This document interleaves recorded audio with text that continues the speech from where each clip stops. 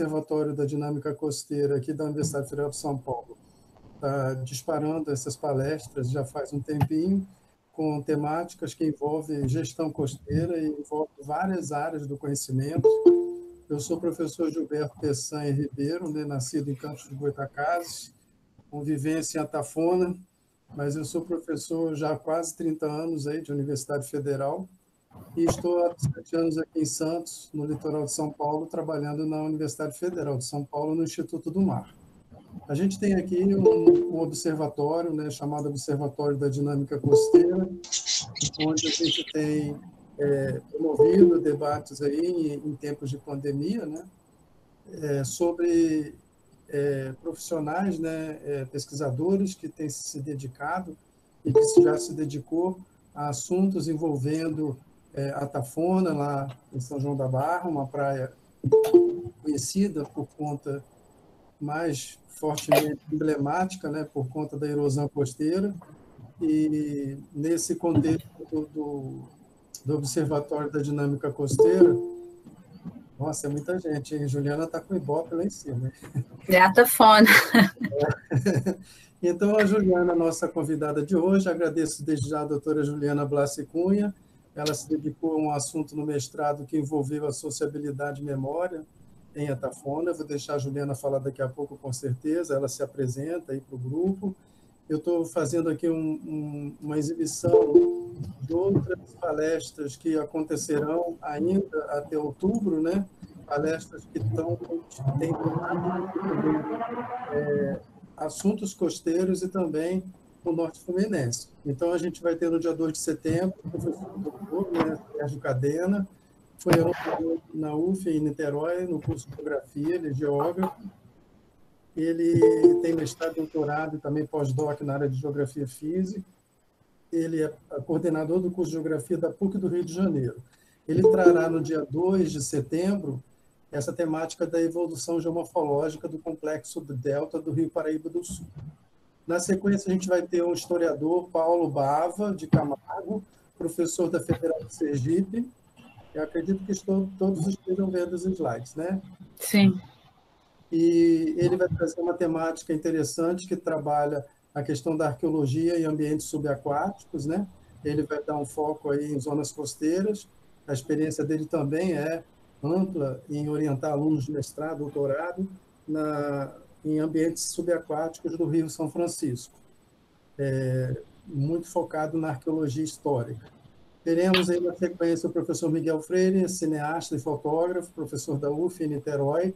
Ele vai trazer a experiência que ele teve junto com a produção de um documentário ficcional em 2006, onde eu fui produtor e ele foi o diretor, trazendo aí uma reflexão sobre a questão das ciências e expressões artísticas.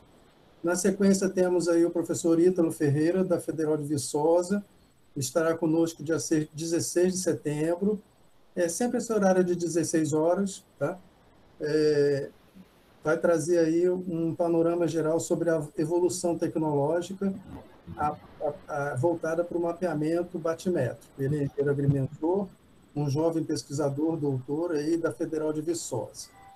Tem duas atividades que eu ainda estou desenhando. Eu fiz uma coisa meio atrevida de publicar no Facebook, quase que foi uma chamada de pessoas interessadas em discutir esse tema que está na tela aí, que são os ambientes deposicionais fluvio-marinhos, na perspectiva de geologia sedimentar. E aí eu estou tentando ver se nesse dia 22 de setembro a gente tem aí um debate com pessoas externas. Não serei eu que pretendo liderar o assunto, eu vou fazer mais alguns tópicos a respeito desse assunto. É uma palestra que está ainda sendo desenhada. Tem outro assunto que eu também estou vendo aí, que talvez um colega meu, professor do Museu Nacional, tenha tempo, né, para colaborar conosco, que são as praias arenosas e a sua evolução. Ontem mesmo, na palestra do professor André Luiz, ele trouxe um cenário rápido falando sobre a origem e formação dos ambientes de praia arenosa no estado do Rio de Janeiro, e aqui eu estou tentando trazer um pouco a visão ampliada das praias arenosas na condição da evolução das praias, né? Os sedimentos, areias, né? Os ambientes deposicionais na perspectiva da geografia física. Na sequência, a gente tem a Maria Oliveira, ela está nos Estados Unidos, ela é pesquisadora do Observatório da Dinâmica Costeira, é uma geógrafa assim, show de bola, é muito bacana, muito competente na área de saúde pública e geografia. Ela vai trazer um debate, aí, uma palestra que vai trazer uma discussão da saúde pública em Santos, aqui no litoral de São Paulo, né? No litoral centro de São Paulo. Na sequência, a Maria Oliveira também, ela está com a agenda fechando comigo, essas datas elas vão ser confirmadas, mas a princípio, dia 22 de outubro, ela está conosco, trazendo uma experiência do mestrado que ela teve na qualidade ambiental da bacia hidrográfica do Rio Itaquera, na zona leste de São Paulo, e ela estará conosco também colaborando com essa temática. Ela está na Universidade de Johns Hopkins, né, que também ela está trabalhando em casa em época de pandemia, mas a Maria Oliveira é uma geógrafa espetacular. Na minha trajetória profissional, eu já encontrei geógrafos assim, espetaculares. Um deles é a Maria de Oliveira. Já conheci a Denise no Rio, uma Denise em São Paulo. Tem geógrafos aí que são muito competentes e essa experiência com a Maria Oliveira vai ser bacana conosco aí no observatório, e são as palestras que ainda não vieram, né? Na semana que vem a gente retoma essas palestras. Eu estou fazendo esses slides e no chat aqui eu vou colocar um pedido para que todos coloquem o nome completo por extenso, para efeito de lista de presença, para emissão do certificado.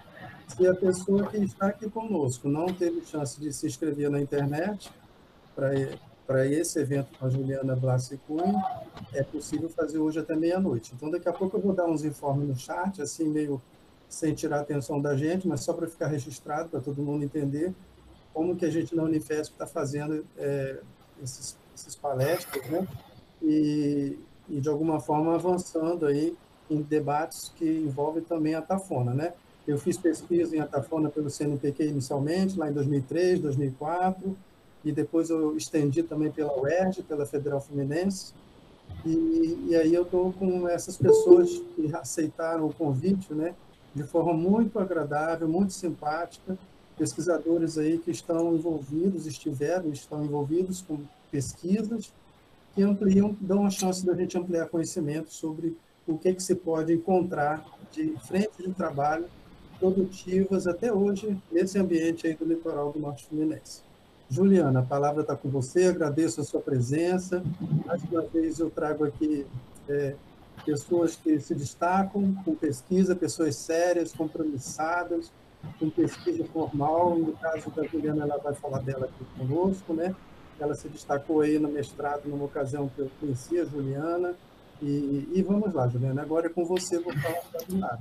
A ideia é ficar uma hora com a Juliana, que ela apresentando, e depois a gente abre para perguntas, né?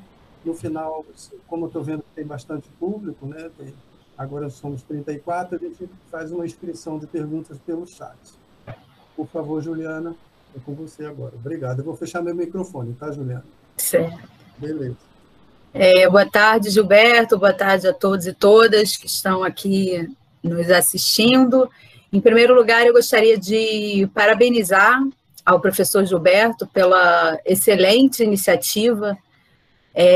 Ele apresentou um pouco aí para vocês as palestras que ainda estão por vir, mas, enfim, tem sido um ciclo muito intenso e produtivo, né? O professor Gilberto fez um trabalho muito interessante de reunir uma série de pesquisadores com as mais diversas abordagens que trataram, né, do balneário de Atafona, que ainda trabalham com Atafona e desenvolvendo pesquisas nas mais diferentes áreas e com as mais diferentes abordagens e nos mais diferentes períodos. No meu caso, especificamente, eu vou falar um pouco da minha pesquisa de mestrado, que eu concluí no ano de 2007, eu fiz meu trabalho de campo entre os anos de 2005 e 2006, e esse era um período em que eu encontrava com o professor Gilberto no campo. Eu encontrava com o professor Gilberto em Atafona, e foi aonde eu conheci o Gilberto. Chegava lá com um ônibus da UF, lotado de alunos, e eu ali, então, com 21, 22 anos, tentando começar a fazer a minha pesquisa sobre Atafona. Eu concluí minha dissertação de mestrado sobre Atafona no ano de 2007, no programa de pós-graduação em antropologia na Universidade Federal Fluminense, E depois eu mudei de tema, eu mudei de objeto de pesquisa. No atual momento, eu trabalho com políticas habitacionais, mais especificamente políticas de remoção de favela. Então, há uma mudança brusca de objeto de estudo, mas, de alguma maneira, eu continuo trabalhando com famílias que, de uma forma ou de outra, tiveram que se deslocar, né? Perderam suas casas e tiveram que se deslocar. Então, acredito que os aspectos simbólicos que perpassam a relação das famílias com as casas, de alguma maneira, continua aí no horizonte como tema de meu interesse, né? Apesar da mudança de objeto de estudo especificamente, né? Há alguma continuidade nessa linha. Mas, então, o convite do professor Gilberto veio ainda num momento muito oportuno, porque... ainda que eu tenha ficado há quase que 15 anos distante dessa pesquisa de Atafona, né? Eu fiz meu campo em 2005 e 2006, não distante de Atafona, mas distante quanto pesquisadora. No atual momento, eu estou retomando essa pesquisa, né? Eu fiz uma revisão na dissertação e vai sair em breve, né? Já está quase que terminando a diagramação, vai sair o livro. Então, o convite do Gilberto foi num momento, assim, muito... foi uma coincidência muito, muito oportuna, porque é um momento que eu já estava retomando essa pesquisa para uma publicação. Então, é isso, agradecer ao professor e parabenizar pela excelente iniciativa de reunir e nos proporcionar toda semana, né? Apesar da nossa agenda estar um tanto quanto apertada, mas sempre que pude, eu tenho escutado essas diferentes abordagens e perspectivas sobre a Atafona. Bom, na minha dissertação, eu vou fazer uma apresentação aqui, acredito que em torno de uns 40, 50 minutos, eu vou tentar ser breve para liberar o tempo para que a gente possa conversar. Em algum momento eu vou colocar aqui a apresentação, que eu vou querer mostrar algumas fotos.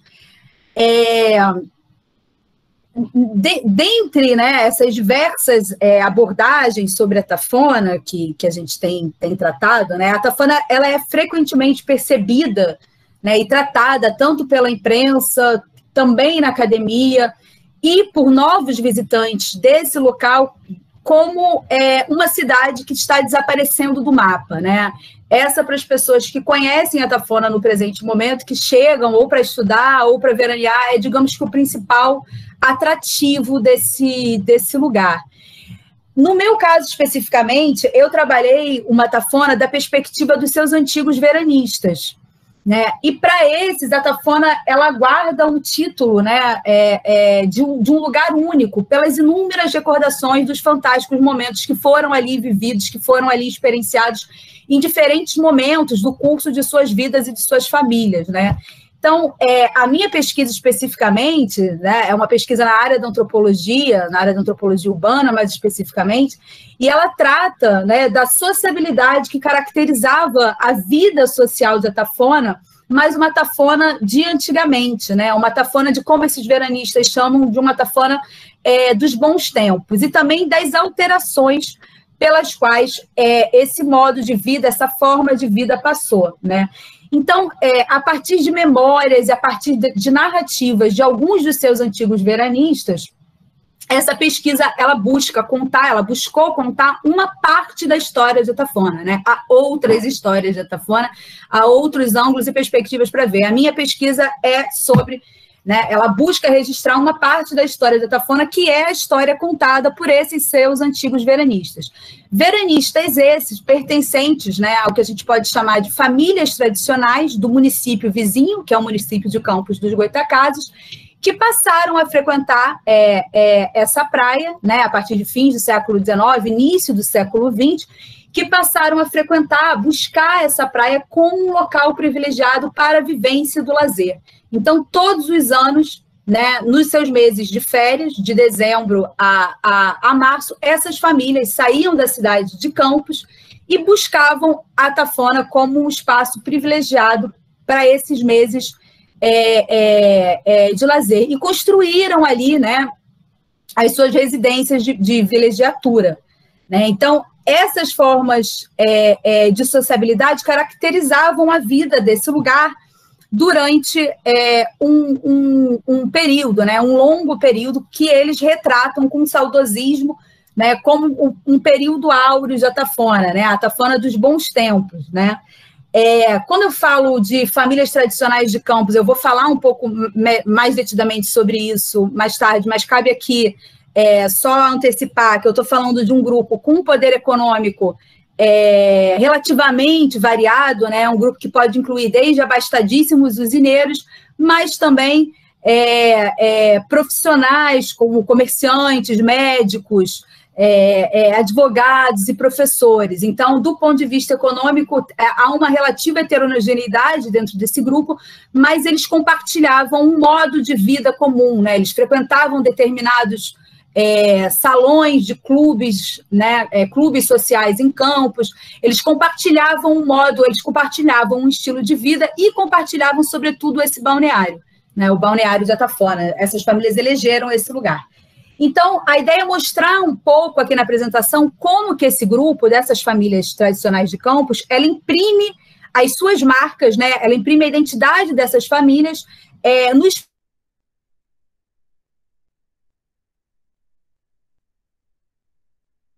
uma notoriedade entre outras praias da região, isso aproximadamente, né, nesse período auge, entre as décadas de 50 e 80, né.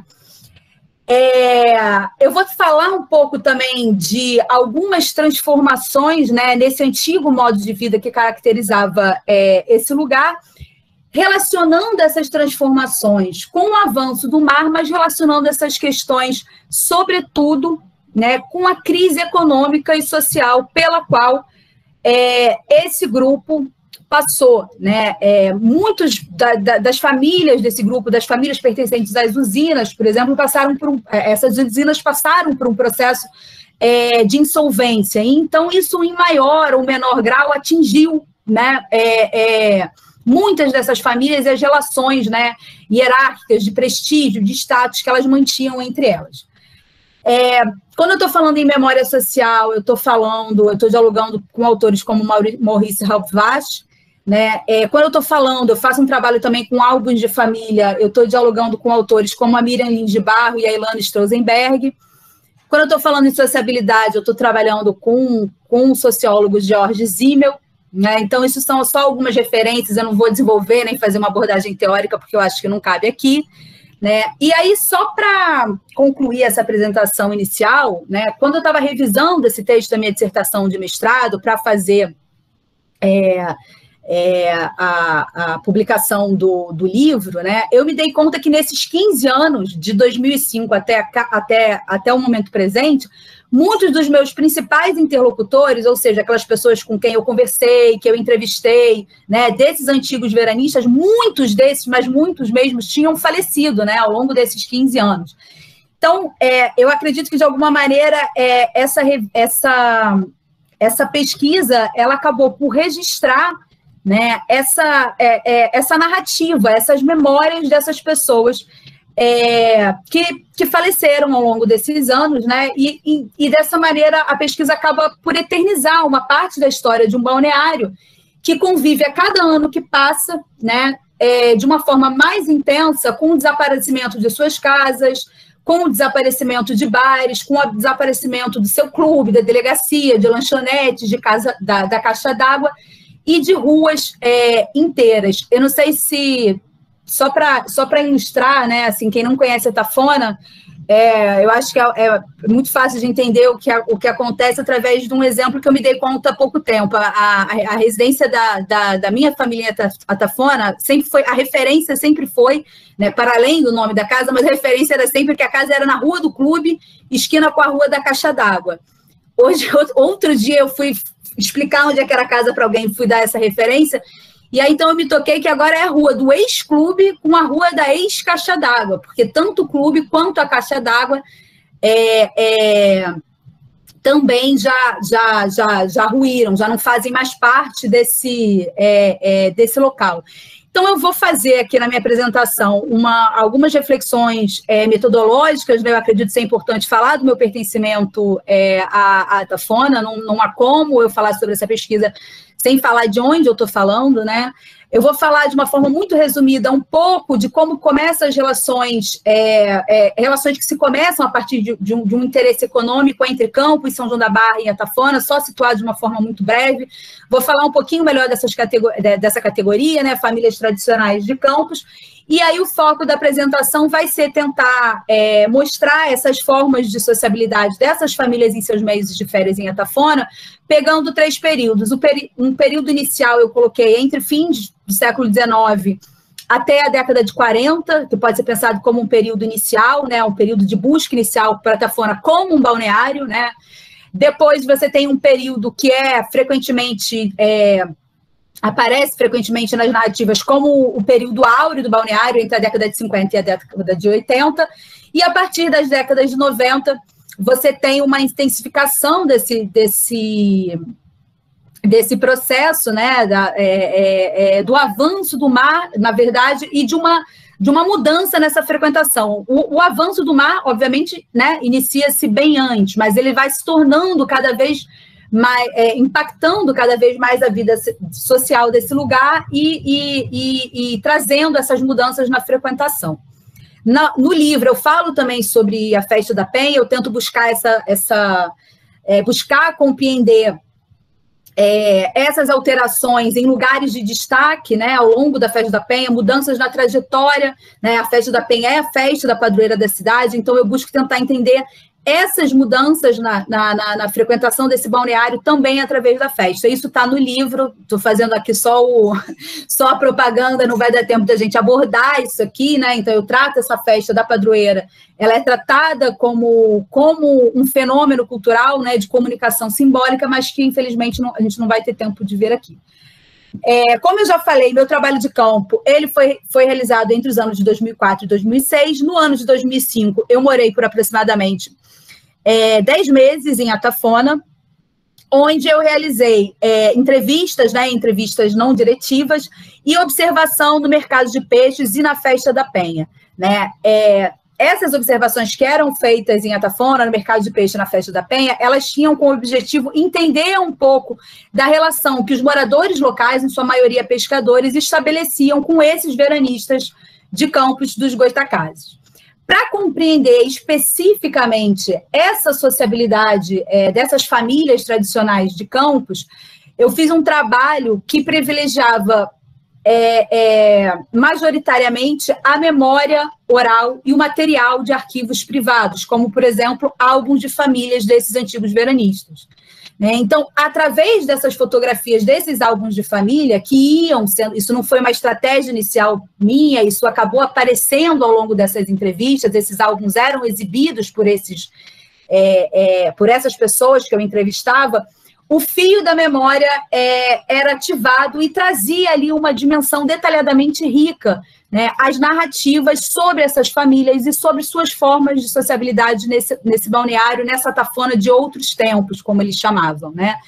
Eu utilizei também livros de memórias escritos por famílias que pertenciam a essas, por veranistas que pertenciam a essas famílias da sociedade de Campos ou famílias tradicionais campistas, e eu realizei também uma pesquisa documental no Arquivo Público Municipal de Campos, né, que teve como foco as colunas sociais dos 2 principais jornais na época, o Monitor Campista e a Notícia, né.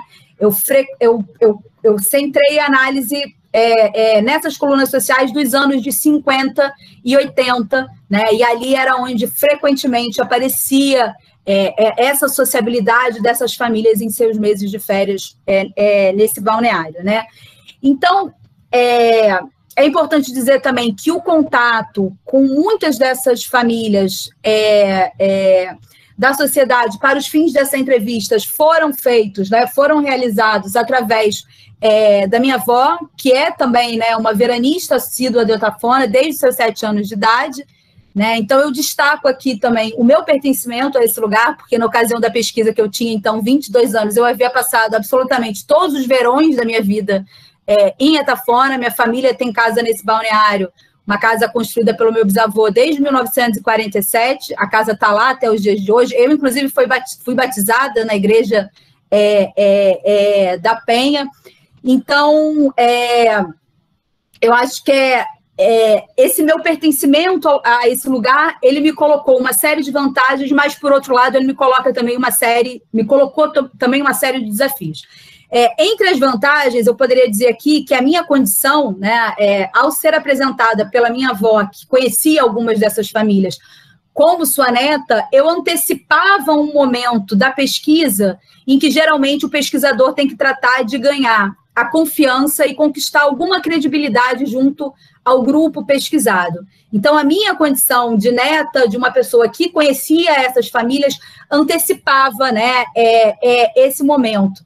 Então, eu garantia ali, né, através dessas condições mínimas, o acesso ao interior das casas dessas famílias e o acesso ao seu ambiente doméstico, né, à face doméstica de suas vidas, às suas memórias privadas, né, as memórias de uma vida passada, que por vezes não são compartilhadas de uma forma tão simples assim com alguém. Eu fiz trabalho de campos depois em outros contextos, e de fato uma fase muito desafiadora você ganhar a confiança, né, alguma confiança, não é ganhar confiança em todos os âmbitos, mas alguma confiança para que esse seu interlocutor compartilhe com você algumas das suas memórias sobre determinadas situações. Então, a minha condição antecipava esse momento. Isso é algo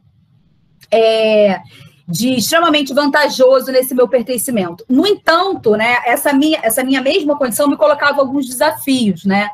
O primeiro desafio foi uma dificuldade inicial muito grande em olhar com algum interesse para esse estudo das sociabilidades de famílias da sociedade de campos, né? A minha ideia inicial, quando eu resolvi estudar a tafona, era trabalhar com os impactos do avanço do mar na vida dos pescadores. Inicialmente era isso que eu queria. Só que em conversa com o meu orientador na ocasião, o professor Marco Antônio da Silva Mello, ele me incentivou que eu centrasse a minha análise nessas famílias, né? Ele tentou me mostrar a importância de trabalhar com a sociabilidade dessas famílias nesse lugar. Havia poucos estudos sobre isso. Era uma coisa muito interessante. No entanto, na época, com 22 anos, uma recém-estudante de ciências sociais, me parecia que as ciências sociais tinha mais como... tinha mesmo por obrigação o estudo das classes desprivilegiadas ou das classes dominadas.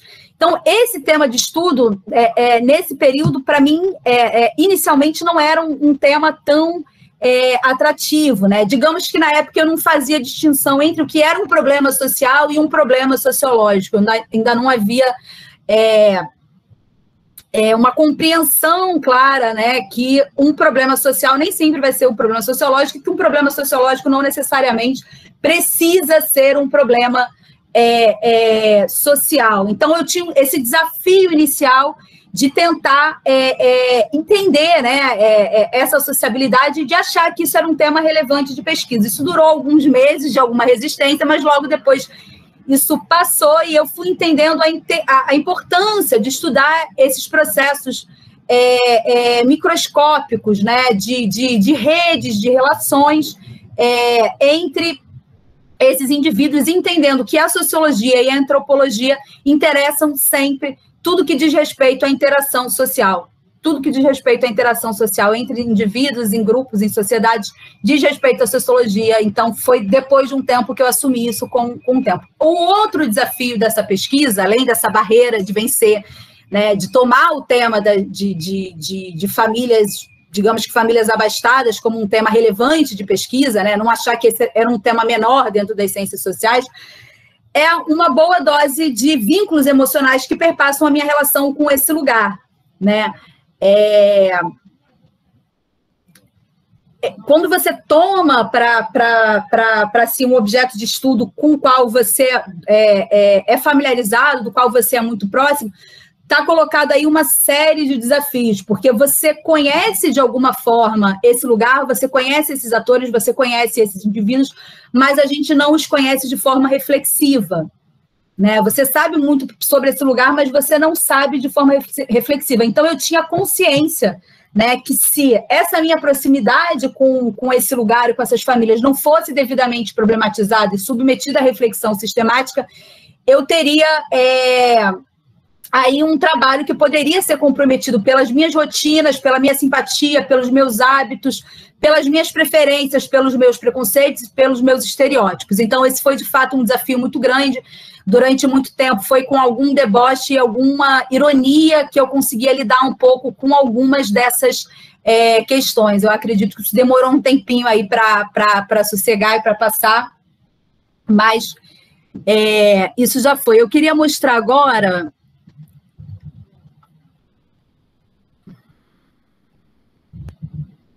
Eu vou só engatilhar.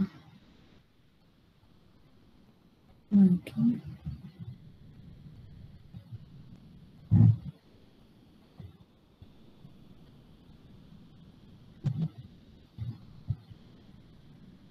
Bom, eu não estou conseguindo aqui. Eu teria que botar...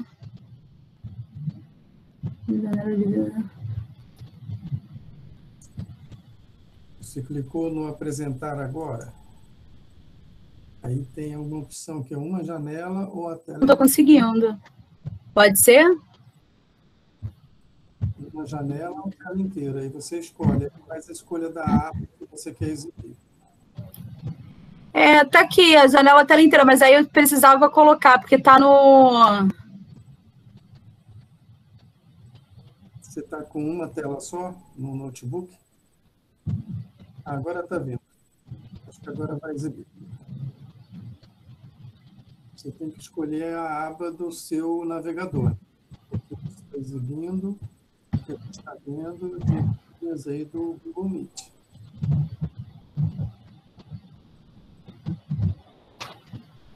Espera aí, deixa eu ver. Bom, Juliana saiu da reunião, ela deve estar retornando, mas, na verdade, é só um tempinho rápido que a gente vai ter aí. Eu estou vendo que tem uma pessoa aí que é Jaime Crisóstomo. Eu acho que é parente de Neuza Crisóstomo, não é? É uma família que tem a ver com a minha de Campos, dos Goitacazes. Acho que tem aí uma pessoa com esse nome, Jaime Crisóstomo. Só estou tentando identificar algumas pessoas, difícil, né? Porque eu estou há tanto tempo fora de Campos, mas de alguma forma, acho que a Juliana está voltando aí, né? Sim, eu estou aqui, Gilberto. Estou aqui. Pensei que você tinha saído da reunião. Não, eu caí aqui, mas eu não tô conseguindo mostrar. Mas, enfim, de qualquer maneira... Você quer mandar rapidinho por e-mail para mim, que eu exibo por aqui? Eu posso mandar. Eu estou aqui até com o seu e-mail aberto. Manda rapidinho, que eu estou com mais uma janela, aí fica fácil para mim.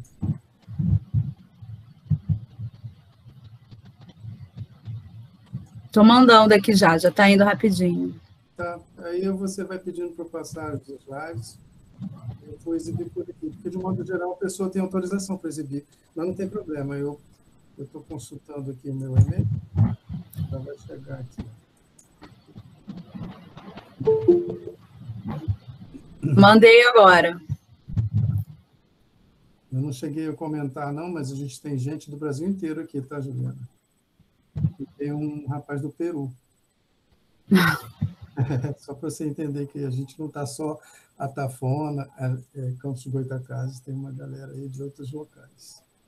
Agora chegou, eu vou então fazer isso. Eu vou exibir aqui o seu conjunto de slides. O que eu queria falar só brevemente um pouco das... Bom, eu acho que ao longo dessas apresentações que você já fez, essas pessoas já estão um pouco familiarizadas, né? A Tafona é um balneário localizado no norte do estado do Rio de Janeiro e que vem aproximadamente a partir da década, enfim, de 70, passando por um processo de erosão marinha que trouxe com isso uma série de alterações nas suas formas de sociabilidade, e é sobre isso que eu vou falar. Eu estou tratando de Tafona como um balneário frequentado por famílias da cidade vizinha, que é a cidade de Campos dos Goitacazes. Então, eu queria mostrar um pouco das relações históricas, né, entre Campos, São João da Barra e a Tafona, né, basicamente chamando atenção, né, para o fato de que as terras da planície campista, como vocês podem ver, elas, apesar de serem terras privilegiadamente férteis, né, quando eu estou fazendo essa relação, eu estou falando muito a partir da obra do Lamego. As terras de Campos eram terras privilegiadamente férteis, mas, no entanto, elas estavam isoladas, elas não possuíam uma saída própria para o mar. E é daí que, inicialmente, você começa, né, a relação entre Campos, buscando, né, na Foz do Paraíba, em Atafona, em São João da Barra, né, um local de escoamento dessa produção de Campos, né, que, por sua vez, São João da Barra e Atafona, sendo uma restíngua não favorável, né, às atividades agropecuárias, São João da Barra ela vai se desenvolver como um satélite, digamos que indispensável à vida econômica e comercial de Campos, né? Então, com o início do ciclo do açúcar em Campos, que começou a haver um incremento na Foz do Paraíba, fazendo crescer a cidade vizinha, a cidade de São João da Barra, né? Então, você tem todo o início do desenvolvimento de São João da Barra está, portanto, atrelado, né, à entrada de Campos no ciclo do açúcar, né? Então, você tem um incremento na navegação no Paraíba, na Foz do Paraíba, com esse aumento do comércio em Campos, né? Então, você tem em São João da Barra um porto muito importante, né, que servia como esse local de escoamento da crescente produção de açúcar em Campos, sobretudo com o surto de suas primeiras usinas, aproximadamente em 1880. Né? Depois você tem... o Lamego chama atenção que o processo de decadência desse porto de São João da Barra, ele se deve às próprias condições naturais da sua barra, né? Ele tinha uma navegação difícil, e aí você tem, paralelamente a isso, a chegada da estrada de ferro, né, a São João da Barra e depois, em 1897, a Atafona. Isso faz com que essa navegação, que já era difícil por condições naturais da própria formação, né, e da constituição dessa barra, dessa foz, essa navegação ela foi, então, aniquilada por essas linhas férreas, né? E um tempo mais tarde, a linha férrea foi aniquilada pela chegada da estrada asfaltada, isso já lá na década de 50. Então, o que eu quero dizer aqui é apenas que o interesse primeiro de Campos em relação à Atafona e a São João da Barra dá-se através desse interesse econômico, né? Esse foi o elemento que inicialmente estreitou essa relação entre as duas cidades. Depois, mesmo com a decadência do porto, o campista, né, a cidade de Campos segue buscando, São João da Barra segue buscando mais especificamente a Atafona, mas aí já como um balneário, como um espaço destinado em que essas famílias saem anualmente da cidade de Campos e vão para Atafona veranear. Então, foi esse o lugar que foi eleito, né? A Atafona foi eleito por essas famílias de Campos como um balneário. Quando eu estou falando em famílias tradicionais de Campos, eu estou falando de um grupo, né? Como eu já falei, com um poder econômico relativamente variado, né?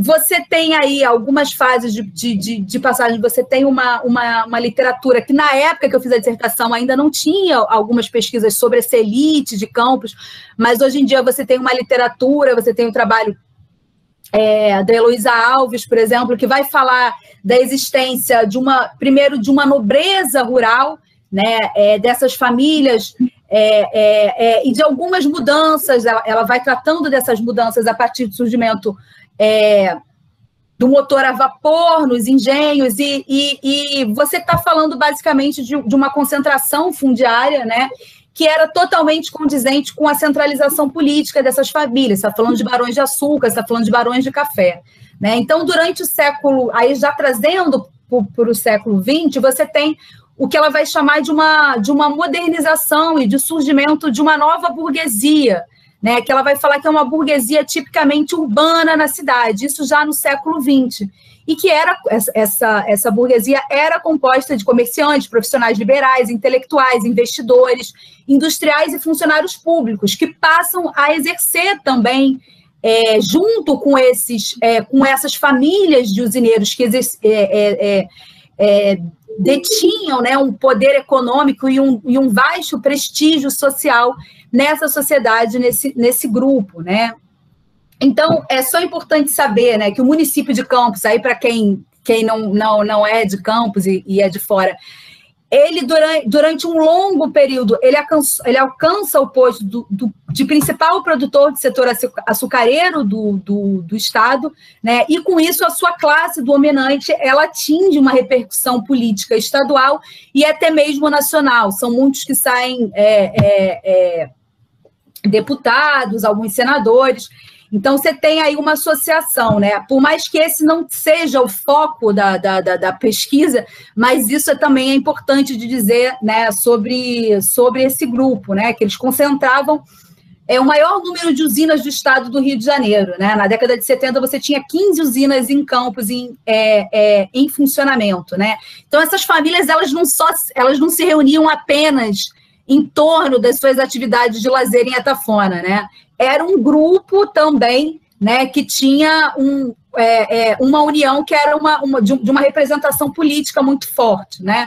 Então, através do método da história de vida com que eu trabalhei, é possível dizer que, meados do século XX, essas famílias se conheciam há aproximadamente 3 gerações, né? Então, você tinha uma variedade de níveis econômicos ali dentro, desde abastadíssimos usineiros, famílias com 2 usinas, até mesmo um comerciante, né? Faziam parte do mesmo grupo, de alguma forma, pelo simples fato de que compartilhavam o mesmo estilo de vida, frequentavam o Liceu de Humanidades de Campos, frequentavam, por exemplo, os mesmos salões dos clubes em Campos e frequentavam o mesmo balneário, né? Então, é desse grupo que eu estou falando, né? Ele se unia, né? Ele compartilhava um determinado estilo de vida, né? Que girava em torno de um refinamento, de gostos e hábitos em comum, né? E foi justamente esse grupo que elege Atafona como balneário. Eu queria passar algumas fotos, Gilberto. São só algumas fotos desse... Eu vou passar para a próxima, só um minutinho. Aqui travou. Ai, meu Deus. Só um minuto.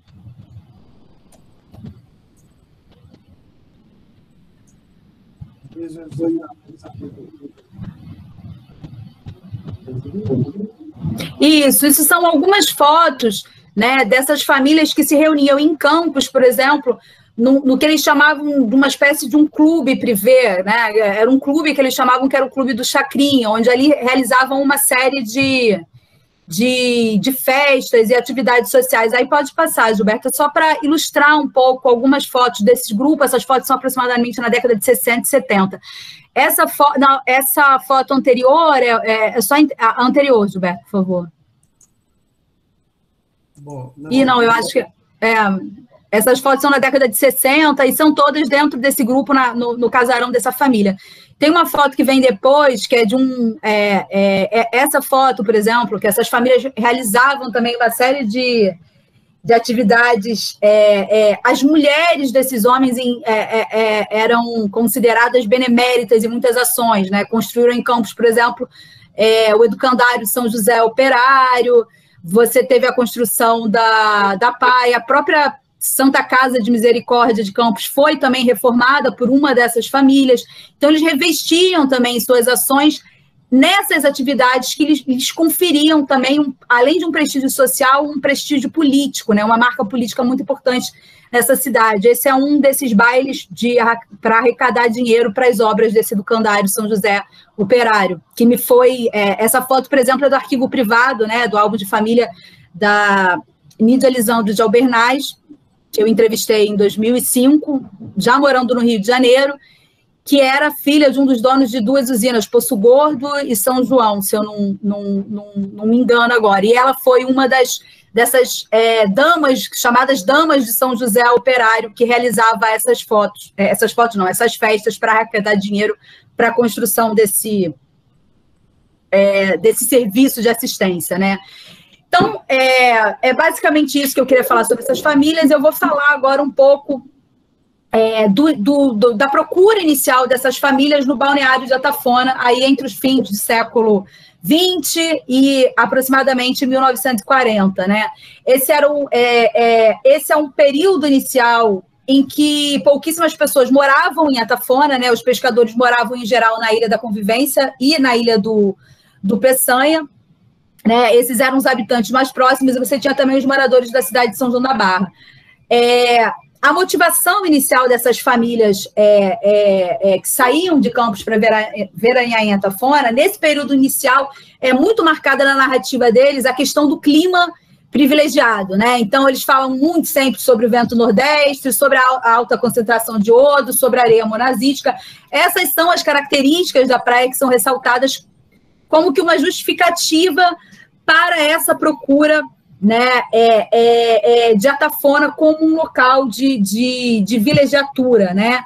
Então, nesse momento, essas propriedades medicinais de Atafona são ressaltadas. E havia também aqueles que eram doentes de beriberi, que é a ausência de uma vitamina BC, que iam para Atafona também. Então, esse é um período inicial que é considerado um período de muita rusticidade no balneário, né? Você ainda não havia água encanada, não havia rede de esgoto, não havia luz elétrica e outros serviços básicos, né?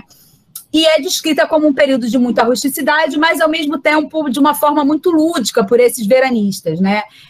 Nesse momento, a maioria desses veranistas de Campos ainda não possuíam suas casas em Atafona, eles alugavam casas que eram construídas por famílias de São João da Barra, né? Casas simples, que eram construídas justamente para alugar para esses veranistas, e eles descrevem esse período como um período de muita rusticidade, em que as atividades eram, em geral, restritas ao âmbito doméstico, né? Eles descrevem atividades sempre colocadas, atividades de reunião, de familiares, sempre na varanda, né? Sempre animada por uma série de brincadeiras e jogos, mas atividades relacionadas no âmbito metodológico, no âmbito das varandas dessas residências, né? Através dessas fotografias que foram mostradas por esses moradores, buscando ver além dessas fotografias, com o auxílio da narrativa, né, baseada nessas lembranças e emoções de alguém que havia presenciado esse momento familiar, que estava cristalizado ali naquelas imagens, né, foi possível refazer, recuperar algumas histórias que envolvem essas fotografias. Eu peço ao Gilberto, por favor, para passar. Essa foto, por exemplo, é a fotografia da residência da minha família, que minha avó, vendo essa foto, ela destaca o fato, né? Ela fala assim: aí em volta era tudo areia. De fato, se a gente observar o entorno, né? Não havia absolutamente nenhuma construção por perto, né? Isso era um marco que, na época, isso aí em 47, era considerado quase que um limite de Atafona. Da Rua da Caixa d'Água em direção a Gruçaí não havia construções. Na verdade, aí por perto não havia muitas construções. Então, essas fotografias, elas foram sendo usadas como um fio na memória, né, que ia destacando, digamos que, um potencial latente das fotografias. Aquilo que não está visto nessas fotografias era narrado por alguns desses veranistas, né, como algo que despertava ali uma série de lembranças, né? Era muito comum também, isso até os dias de hoje, quem conhece a Atafona sabe do que eu estou falando, que essas residências tenham nomes, né? Você tem várias residências com nome: Vila Rosita, Vivenda Gabi, Vila Dora, Vivenda Dois Irmãos. Esses nomes, eles são fixados na fachada, né, ou na parede das varandas dessas casas, e além de fazer uma homenagem, em geral, à dona, né, dessas casas, né, a figura tutelar dessas casas e dessas famílias, esses nomes serviam também para inscrever no balneário a identidade dessas famílias, né?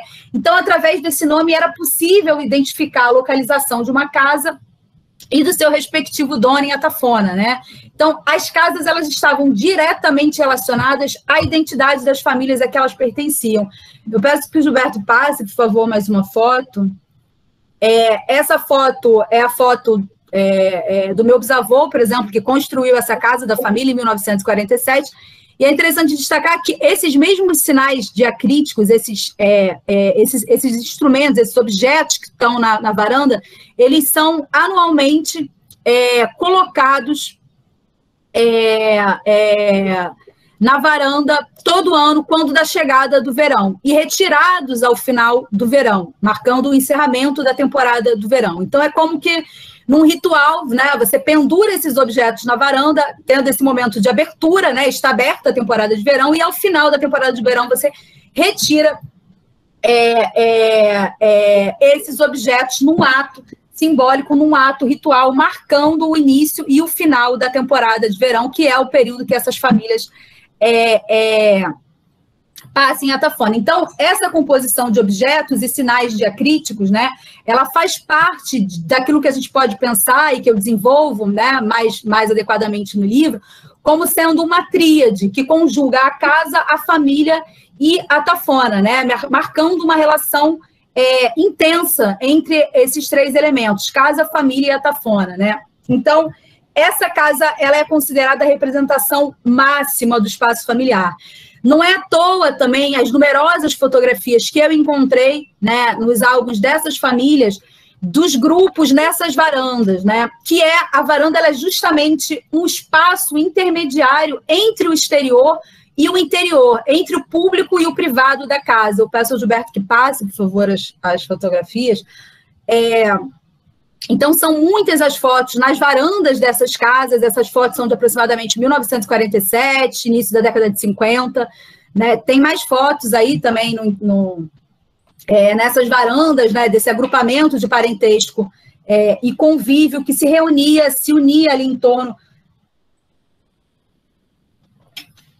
dessas práticas de convívio, né, destinadas às atividades de lazer. Então, essas varandas dessas casas, elas podem ser pensadas justamente como essa face pública de um domínio doméstico, não é? Ela é um espaço que ela é intermediário entre a rua e a casa, entre o exterior e o interior. E era, né, um espaço muito utilizado. E essa fachada, né, com esses símbolos e esses sinais diacríticos dessas casas podem ser tomadas como um símbolo, né, como uma inscrição da identidade dessas famílias nesse local. Muito comum também na presença desses veranistas nesse período inicial, que vai aí até aproximadamente final da década de 40, era o que eles chamavam de banho de mar, né, que era justamente um dos grandes atrativos para que essas famílias viessem de Campos, né, fizessem essa mudança sazonal para Atafona todos os anos. Então, as praias eram sempre frequentadas por essas famílias na parte da manhã, né? E muitos recordam, né, através dessas memórias, se o Gilberto pode passar, por favor, Gilberto? Através dessas memórias, uma coisa que surge muito é que se perceba a distância, né? Eles lembram que eles iam até a beira da praia, muitas das vezes de jipe, né? De jipe ou de carroça, ou da forma que fosse, ou então era necessário fazer uma caminhada muito longa, né? Ou seja, você está, através de um potencial latente da fotografia, marcando a distância que você tinha entre as casas e a praia, né? Hoje em dia isso desapareceu completamente, você não tem nem esse trecho de areia, nem essas casas que depois foram construídas nesse primeiro quarteirão aí que está atrás dessas fotografias. Então, essas fotografias, além de evidenciar essa questão da distância, do mar e do avanço, elas falam também, né, elas tocam também no assunto dessa praia onde essas famílias exerciam num espaço público a sua sociabilidade. A praia era um lugar de ver e ser visto, né? Tinha os pontos nos quais essas famílias ficavam, nos pontos em que se reuniam e praticavam ali algumas atividades, e era um espaço de sociabilidade mais público, era basicamente o único espaço afora do espaço doméstico dessas reuniões que aconteciam internamente nas casas dessas famílias. Acho que tem mais umas fotos dessas da praia, de jogos, e chama atenção mais uma vez a dimensão, né, da areia para além dessa sociabilidade nessa praia. Eu acho que tem mais uma foto Então, essa era, tirando o banho de mar, todas as outras atividades sociais desse período eram realizadas no âmbito doméstico. Aos poucos, né, com a frequentação dessas famílias nessa praia, eles foram atraindo, né, através dessa intrincada rede de relações sociais e redes políticas, foi chegando à região também uma série de investimentos a esses locais, né? A estrada asfaltada, que chega em Atafona aproximadamente na década de 50, é um marco também por reduzir esse tempo de deslocamento e facilitar o acesso. A partir da década de 50, né, entre a década de 50 e 80, é um período que a gente pode pensar como um período de consolidação de Atafona como balneário e, né, como esse período áureo desse momento, né? Eu vou resumir bastante aqui, a gente não vai ter oportunidade de falar muito detidamente. Falar de Atafona é sempre muito complicado, por isso é muito difícil recortar o que vai ser mais interessante. É muito difícil falar de uma forma mais objetiva, né? Quando a gente está falando de memória, sociabilidade, para a gente mostrar um pouco do que trata desse material que eu trabalhei na minha dissertação de mestrado. Mas de uma forma muito reduzida aqui, para passar também o espaço para vocês, entre a década de 50 e 80, você tem aí um início de surgimento de serviços e locais destinados a atividades de lazer mais no espaço público, né? Então, você tem surgimento de alguns bares, você tem o Bar do Espanhol no Pontal, você tem o Bar do Palafita também, e você tem como uma marca, né, construído por essas famílias, você tem a construção do Atafona Praia Clube, que foi uma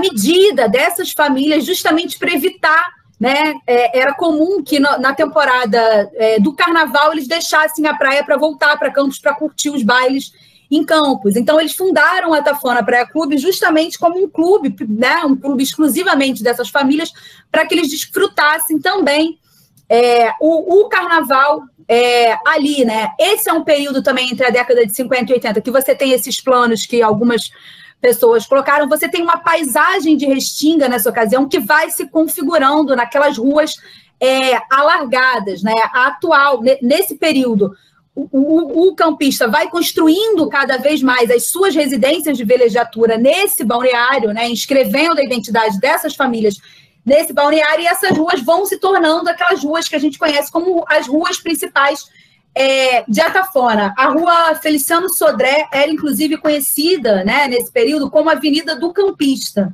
né? Então, era uma marca muito forte dessas famílias que atraíram serviços e que, de fato, fizeram uma marcação na vida social desses lugares, né? Então, você tem aí a fundação no ano de 59 do Atafona Praia Clube, que é também lembrada por esses veranistas. Pode passar, Gilberto, por favor, como um auge, né, dessas atividades. Diversas atividades eram promovidas no clube e acho que são lembradas com mais, digamos que com mais nostalgia, com mais reflexão, são justamente esses bailes de carnaval, pode ir passando, Gilberto, os bailes de carnaval, os concursos de fantasia, que também eram realizados nesse clube, né? Então, durante esse período... Oi, Gilberto. O meu aqui, acho que é Hélio, e deu bom isso aqui. Você achou um primo? Achei um primo. Vamos lá. Então, de uma forma muito resumida, que eu já vou encerrando para abrir espaço para para o diálogo, para o debate, foi nesse período entre as décadas de 50 e 80 que a Tafona atinge notoriedade entre outras praias da região. E a fama é justamente de um balneário frequentado por famílias da sociedade campista que anualmente iam para esse lugar em busca desses meses de lazer e nas férias. O período seguinte, né, que eu coloquei aí a partir da década de 90, não significa que o mar tem início nesse momento, mas esse é o período em que a marca desse avanço, eu acho que se torna mais nítida para essas famílias ou atinge mais diretamente eles, né?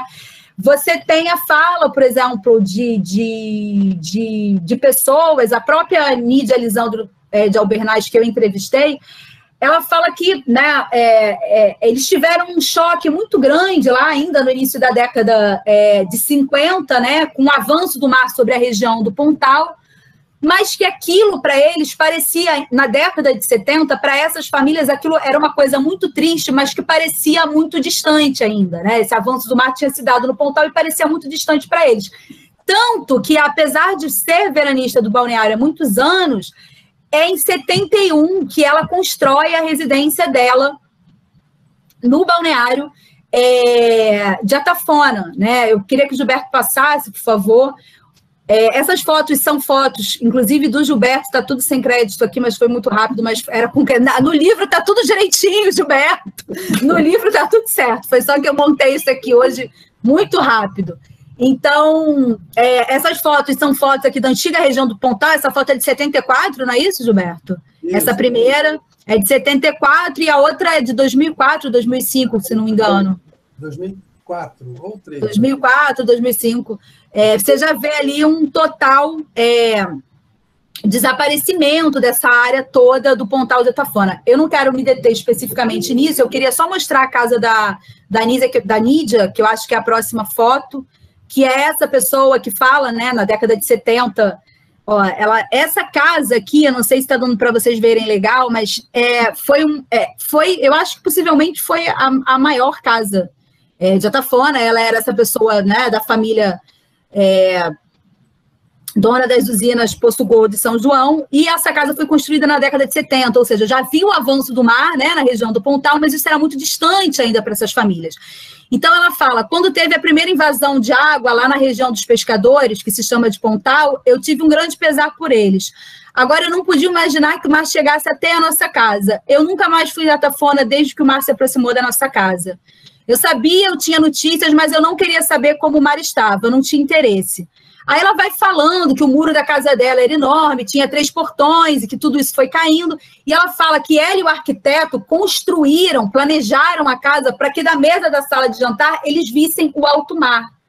Né? Ela, obviamente, na década de 70 ainda, você pode ver também pela foto a extensão de areia, né, Gilberto? Chama muita atenção da extensão de areia, a gente não tem nem a dimensão, mas, de novo, ela é mais uma das pessoas que contam dessa ida à beira-mar num jipe ou em qualquer outra forma, né? A beira-mar era distante você chegar até ali. Tem algumas outras fotos aqui, apenas para... a casa da Nídia Lisandro, ela vira, né? Ela é, durante muito tempo, uma das maiores ruínas de Atafona, né? Durante quase minha adolescência inteira e grande parte da vida, eu convivia com a ruína dessa casa, né? Entrava, tinha uma parte subterrânea, era uma casa muito, muito, muito, muito grande, né? E aí ela vai trazer, ela traz uma fala que eu acho que está na próxima... uma fala que evidencia um pouco que, como além do avanço do mar, conspira, né, contra o antigo estilo de vida desse balneário, essa crise, né, porque passam essas famílias, sobretudo a dela, que também era uma família que era dona de 2 usinas em Campos, né? Então ela fala, você olha para trás e você não consegue imaginar que raízes suas plantadas tão profundas tenham se soltado da terra e ter ido parar não sei onde. Né? Então, tem uma forma de você buscar perceber isso que vai tratar não só dessas ruínas que são provocadas pelo avanço do mar, mas que também né, você tem uma vida social e uma vida econômica dessas famílias que ruiu também a partir da década de 80 com a insolvência de uma série, de muitas dessas usinas, né? Você tem um processo muito simplificado de dizer que na década de 80 o dinheiro em Campos ele mudou de mãos, né? Tem uma fala de uma colunista social do jornal Monitor Campista, que está no livro do Elvis Santa Fé, né? O Brummel, Society que Vivia. A colunista é Paula Virgínia de Souza Oliveira. Ela fala assim: com a chegada dos anos 90, os espaços foram ocupados pelos chamados emergentes ou os novos ricos. Outros sobrenomes passaram a frequentar e promover festas e outros eventos, né? Então, você tem uma crise econômica que altera a antiga configuração do sistema de status, do sistema de prestígio através do qual essas famílias se classificavam e se relacionavam. Esse sistema de status e de prestígio, ele também se apresentava em Atafona, né, através dessas formas de sociabilidade, né? E parece, né, aí é uma proposta assim, de análise, né, que reviver essas glórias do passado, reviver esse tempo áureo, reviver essa Atafona dos bons tempos, acaba sendo uma forma que muitas dessas famílias encontram, né, de alguma maneira, de se distinguir desses novos frequentadores do espaço e dessas novas famílias que passam a disputar por espaço e prestígio, né, dentro desse grupo, dentro dessa sociedade, né? Então, essas famílias eram famílias que se conheciam ali há 3 ou mais gerações e elas tinham um orgulho, né, de ter vivido, de ter atravessado junto um processo enquanto um grupo, né, que lhe dava ali um estoque de lembranças, um estoque de apegos, um estoque de aversões comuns, né? Isso é o que o Norbert Elias e o Scotton vai chamar de um princípio da antiguidade, né? É aquela ideia do antiguidade aposto, digamos assim. Nós estamos aqui primeiro, né? Nós temos uma história, uma relação com esse lugar, e passa a ver aí uma distinção, né, que vai justamente se mostrar nessa idealização do passado, né, nessa ideia de reviver essas glórias do passado, de falar de uma Atafona de antigamente, de uma Atafona dos anos dourados. Enfim, isso é um pouco do que eu trabalho, do que eu trabalhei na dissertação de mestrado, do que vai estar no livro, né? Então, é só para ressaltar um pouco que essa minha análise é uma análise do ponto de vista antropológico, né, do ponto de vista socioantropológico. Então, esse processo de avanço do mar em Atafona, ele é percebido e analisado por outro ângulo, né, para o ângulo de um estilo, de um modo de vida que caracterizava a vida desse lugar, caracterizava ou caracteriza a vida desse lugar, porque apesar de uma série de mudanças e alterações nesse estilo de vida, a Atafona também, se você olhar para um outro ângulo e perceber esse processo de uma forma mais dinâmica, ainda continua sendo um lugar procurado e frequentado por muitas dessas famílias, justamente, né, não por vínculos materiais, não por relações econômicas com essas casas, mas justamente pelo tanto de aspectos simbólicos, pelo tanto de afeto, pelo tanto de memória que esse lugar relembra, né, essas famílias. Aqui é um antigo clube de Atafona, essa foto foi tirada em 2004, quando eu ainda estava no campo, o clube já estava abandonado, e essa foto é uma foto mais recente do clube, né, completamente foi demolido pela Defesa Civil. Então, eu tinha algumas fotos aí que apareceram. Essas fotos, por exemplo, só para quem não conhece, ter uma noção, são fotos de 2004 e 2005, quando eu ainda fazia no campo. É uma dimensão muito marcante de você perceber que, hoje em dia, essas ruínas, por exemplo, não existem mais, né? Isso aqui era um antigo frigorífico. Esse portão era o portão da antiga residência da Diva Goulart, que foi uma pessoa com quem também eu entrevistei, eu fiz uma interlocução muito bacana com ela.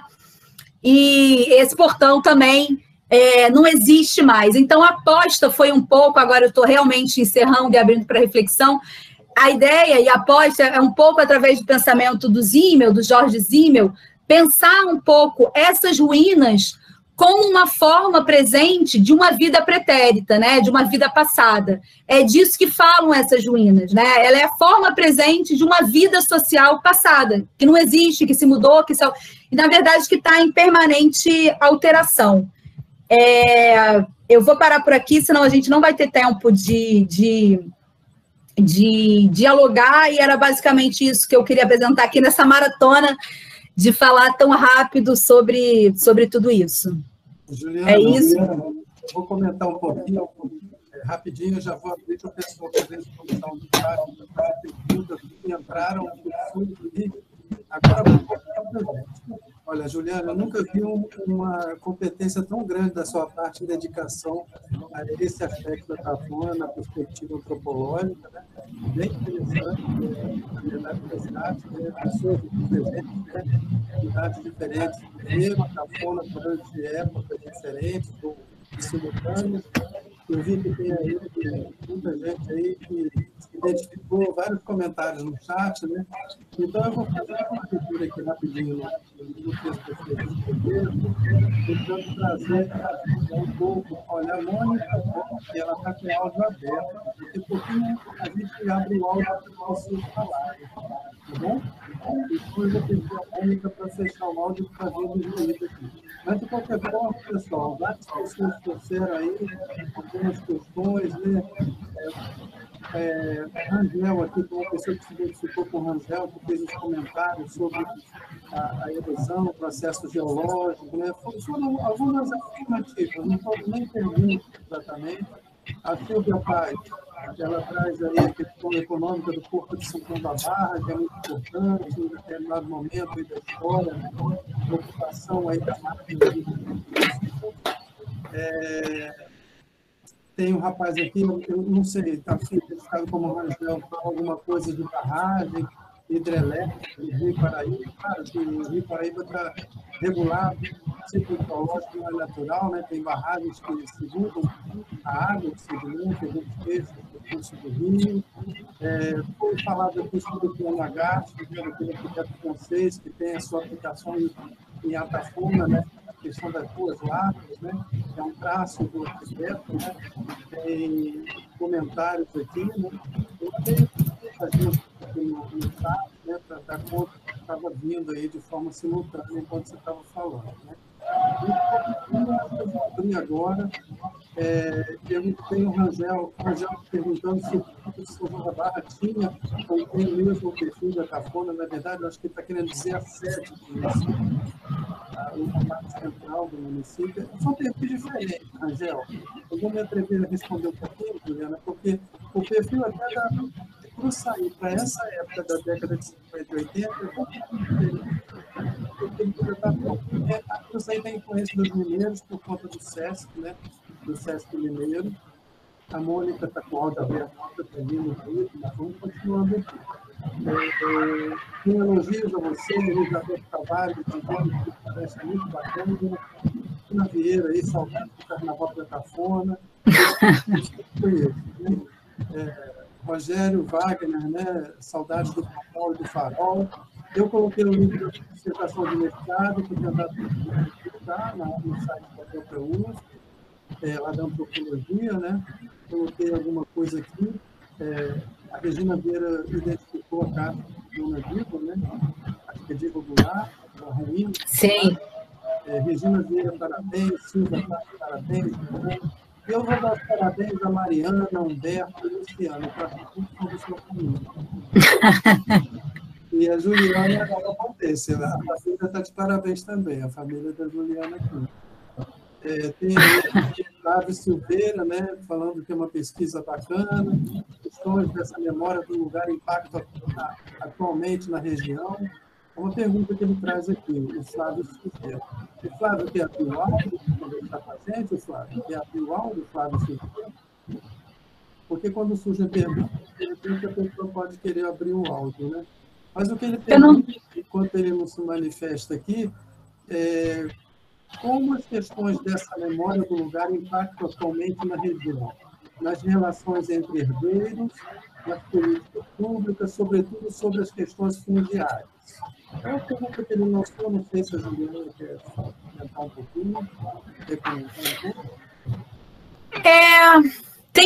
Tem uma questão que marca muito, né, esse processo que a gente chama de um processo da alteração, né, da frequentação desse balneário, que está ligado ao avanço do mar, mas está ligado também a um problema de sucessão patrimonial, né, de muitas dessas residências. Muitas daquelas casas que a gente vê abandonadas em Atafona não necessariamente são também apenas pelo avanço do mar, é um problema de sucessão patrimonial, são famílias que perderam aí figuras tutelares, né, aqueles membros mais velhos da família em torno do qual, né, a família se articulava e se reunia ali naqueles momentos felizes de sociabilidade, e que, por vezes, com a morte dessas figuras, né, a geração que sucede passa por uma série de problemas na administração dessa casa, né? Às vezes por conflitos, né? Na forma como essa casa tem que ser pensada, na forma como que essa casa tem que ser gerida, né? Digamos que alguns pequenos conflitos que eram deixados de lado por conta da reunião em torno de figuras tutelares, de um pai, de um tio, com a ausência deles, por vezes, se tornam problemas incontornáveis, né? E a frequentação dessas famílias juntas nessa casa deixa de fazer sentido. Como essas casas, né, em geral, não têm um valor econômico muito alto, muito grande, muitas vezes essas casas acabam ficando abandonadas. Isso é muito frequente de você ver em Atafona, casas simplesmente que estão abandonadas. E aí você tem diferentes razões para isso, né? Em alguns casos é o processo do avanço do mar, você tem famílias que, né, como eu falo aqui, foi uma questão que eu não abordei muito, mas estar em Atafona, veranear em Atafona, abrir essa casa tinha custos muito altos, né? Custos econômicos, né? Porque não bastava só abrir a casa, quem convida, né? Era a máxima de muitas dessas famílias, quem convida dá banquete. Então, você manter uma casa aberta uma temporada no verão, recebendo famílias, porque isso fazia parte, isso animava as colunas sociais, né, de Campos. Grande parte dessa pesquisa documental que foi feita ali girava em torno dessas recepções, né? Recepções eram festas, almoços e churrascos que eram feitos na casa dessas famílias. Você tem essa questão também, né, de um problema econômico para manter essas recepções dessas famílias. Então, são fatores que se conjugam, né? Tem uma crise econômica, tem uma crise que é social, tem esses fatores que são do âmbito individual, né? Família, dessa questão de uma sucessão patrimonial. Como é que vai ser agora? Morreu a figura tutelar, quem vai administrar a casa? Vamos vender? Vamos... E eu acho que só é importante reforçar nesse sentido de que essas casas, por vezes, elas não têm um valor econômico alto e que a racionalidade econômica, por vezes, não permeia a relação que essas famílias mantêm com essas casas. A relação dessas famílias com essas casas, ela é perpassada muito mais por laços afetivos, né, por vínculos simbólicos do que por vínculos materiais. Daí, a você ver frequentemente você abandonar algumas dessas casas e as casas simplesmente perderem o sentido, né? Em alguns casos, quando da ausência de alguma dessas figuras tutelares em torno do qual essas famílias se reuniam, né, historicamente. Com a morte de alguma dessas pessoas, essas reuniões e o uso dessa casa, né? Usar uma casa, compartilhar, coabitar uma casa numa temporada de verão, a gente está falando aí de laços afetivos, né? De formas de viver junto, de coabitar, né? Uma determinada residência. Então, não passa por essa questão. Essa é uma questão até que a gente discutiu um pouco na semana passada, né, Gilberto? Eu falei um pouco sobre isso, tanto em relação à Casa dos Pescadores, óbvio que são questões completamente diferentes, mas o impacto na forma como essas famílias que perderam suas casas falam desse lugar, em geral, não perpassa uma lógica econômica. É muito comum que famílias que perderam suas casas construam uma outra casa em Atafona, mas construam mais em direção a Gruçaí, em direção a Chapéu de Sol, né? naquela direção mais afastada ali, digamos que do processo, que hoje em dia já não está mais tão afastado em si, mas, enfim, um pouco mais para lá. Então, eu acho que isso é uma dimensão importante, não significa criar uma oposição entre uma racionalidade econômica e esses laços afetivos, mas tem uma porosidade aí entre essas relações e essa equação não é tão simples, não são casos como segundas residências que são compradas como investimentos, né? Essas residências não foram compradas, não foram construídas como investimentos dessas famílias, apesar de algumas serem verdadeiras mansões, que tomam quarteirões e ruas, né? Famílias como tem a Rua dos Aquinos, que é uma rua inteira só de casas de uma mesma família, inscrevendo bem a marca dessa família no balneário. Mas, em geral, apesar de ser, né, Atafona, o veranear em Atafona, né, ter uma residência de vilegiatura em Atafona, é uma maneira de alguma dessas famílias de mostrarem o pertencimento a esse grupo, né, isso lá nos tempos áureos, né, esse veranear, né, é você mostrar que você participa desse grupo, que você pertence a esse grupo e de você mostrar a sua existência social como pertencente a esse grupo. Mas isso não significa dizer que a relação com essas casas ela se dá em termos de investimento e nem é permeada por uma racionalidade econômica, né? Trata-se muito mais de vínculos afetivos e de memórias e lembranças que caracterizam, né, que caracterizaram a vida dessas famílias nesses lugares. Eu acho que é um pouco isso que eu tenho em relação ao que o Flávio falou, em relação às políticas públicas. Não... Aí eu acho que já foge aqui da minha... É bastante interessante também, porque os aspectos que a gente tem trazido aqui para discutir, né, pesquisadores focados numa ótica, com uma bagagem diferente, alguns não da região, mas conseguiram, de alguma forma, extrair bastante coisa interessante, né, o Bruno Gomes, o Bruno Martel, até inclusive o Bruno foi orientado no mestrado pelo seu orientador mesmo, lá, o Melo, né, na UF de Niterói. Então, é incrível como que a gente tem conseguido, né? Eu consegui reunir essa turma toda para praticamente trazer o depoimento do que pesquisando, e, de alguma forma, essa abordagem sua é uma abordagem que é nova para esse conjunto de outras pessoas que trouxeram, né? É uma abordagem inédita, né? Porque eu nunca conheci nenhum trabalho que se dedicasse a essa questão de álbuns de família, trazer essa questão da sociabilidade, a Tafona, resgatando épocas que eu também vivi, eu tenho 58 anos, né? Você falou que tinha 22, mas parece que ainda tem 22, né? Oh, obrigada. Só uns 15 a mais. De alguma forma bem interessante essa abordagem que você trouxe naquela ocasião, que você está resgatando. Esse livro aí é, de fato, esperado para que a gente leia, né? E conheça mais coisas sobre o que você tem de reflexão. E é bem bacana essa história que a gente viveu, né? Eu também fiz parte da Tafona durante um período, minha infância, né? E também a parte adulta foi mais na área de pesquisa, porque eu fui morar no Rio já há muito tempo, e agora estou em Santos, aqui no litoral de São Paulo. Mas é bacana demais, né? E tem aqui um rapaz, aliás, o Rangel mesmo, eu não sei como... O Rangel, ele perguntou alguma coisa sobre erosão. Aí no site, pessoal, eu coloquei aí 2 sites que tem assuntos envolvendo erosão costeira, porque a erosão costeira é um assunto que o dia 2 de dezembro o Sérgio Cadena vai trazer para a gente aqui. Aí sim é um assunto mais na área de geografia física. Mas tem alguma coisa nesses sites aí de artigos publicados falando um pouco sobre a erosão em Atafona. Então é isso, Juliana. De um modo geral, a Luciana Blassi Cunha, acho que é sua irmã, eu sei para você, isso aí é tudo combinado. Tudo comprado. A Elizabeth Tavares também, aí, dando os parabéns.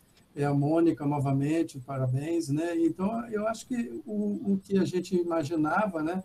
Eu fiquei bem surpreso positivamente com o volume de assunto que você se dedicou e relatou para a gente aqui, realmente, coisas que a gente se identifica. E quando a gente está inserido, pertence ao lugar, a pesquisa fica mais bacana, né? Fica mais emocionante. O motivo da gente está aflorado, né? E é curioso, bastante curioso, porque a Casa Duna, que é uma organização, né, uma ONG aí que está em Atafona, a Júlia Naitin, que é uma filósofa, né? o Fernando Tedesco, que é da área de artes, né? Ele é primo do Fernando Luiz, que é meu colega do ensino médio, também artista, né? Esse grupo do Casa Duna, ele está, de alguma forma, também trazendo, desde 2017, bastante coisa interessante, né? Eu estaria em Atafona hoje, mas tive um imprevisto na minha viagem, né? Eu não pude estar em Atafona, mas eu estou levando para a Casa Duna material que é artigos de jornais da dona Marilda, aquela jornaleira que tinha lá. Eu não sei, eu não tenho ido mais a Atafona, na encruzilhada, na chegada de Atafona. Materiais de jornais que eu também tenho, de um jornal de Campos, que foi o primeiro registro de ocorrência de erosão na Ilha da Convivência. O jornal, eu não vou lembrar o nome, é um jornal que já não existe há muito tempo, eu esqueci o nome. Mas, de qualquer forma, eu tenho esse material impresso, né? Eu vou gerar PDF disso, né? Mas aí, em pandemia, a universidade está tudo uma parte lá, né? Mas esse acervo é bacana ter isso depositado lá com... Muito bacana. Eu conheço o Fernandinho antes da Casa Duna e eu tô há um tempo para ir lá, para visitá-los e para ver como é que a gente faz em relação a uma parte desse material, porque esse material, esses álbuns, né, uma quantidade deles foi digitalizada, né, mas muitos... o álbum acabou funcionando muito como um recurso, como um instrumento no momento das entrevistas. Muitos desses álbuns eu não consegui escanear, porque na ocasião eu residia em Atafona, eu não tinha na época um scanner, e trazer esses álbuns para o Rio, de Campos para o Rio, ou de Atafona para o Rio, era algo que, apesar de alguma relação prévia com essas famílias, não inspirava muita... Eles não se sentiam tão à vontade assim. Então, eu tenho alguns que estão escaneados, eu tenho o César Caldas, que foi, enfim, é uma dessas figuras importantes, e que foi diretor do clube, do Atafona Praia Clube. Ele me disponibilizou álbuns do clube, então tem uma série de fotografias aéreas também, muito interessantes. E em relação aos álbuns da minha família, isso eu posso fazer sem nenhum problema, não precisa de autorização, mas aos álbuns de outras famílias que eu tenho algum material, já fica mais complicado, tem que pedir uma autorização para disponibilizar, mas é algo que eu estou para fazer também, porque eu acho que é um material muito bacana, né? Através das histórias dessas famílias, você conhece a história do lugar também. Essas fotos na praia trazem essa dimensão, assim, né? De você perceber a extensão de areia, de fato, que era, né?